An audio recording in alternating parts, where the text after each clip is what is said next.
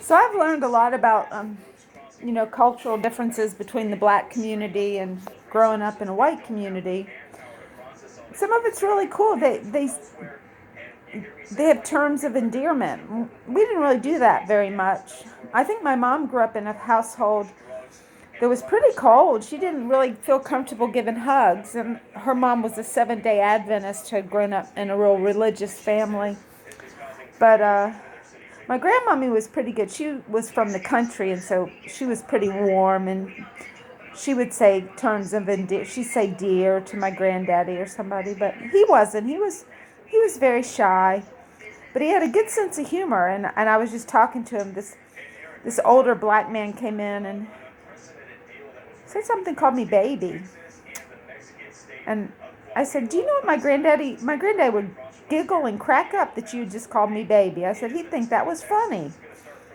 Granddaddy looking down at me from heaven, laughing at this man coming in and called me baby, and he never met me before.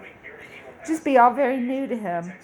My grandmommy was over at our house over on Kentland Drive, which is obscurely the same name as the guy I was in love with. Weird coincidence. But there was one black family, and I won't say the names for privacy, but the boy my age came to our house and he was dancing. He was doing the moonwalk. It was brand new at that time.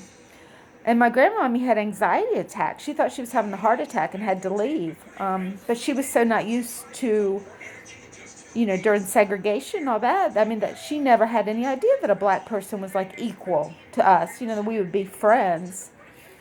And I'll remember that, She was a lovely, beautiful lady, but she just grew up at a different time and had been told different things. Like one thing they told her was that her breast milk was too thin and that formula would be healthier for the babies.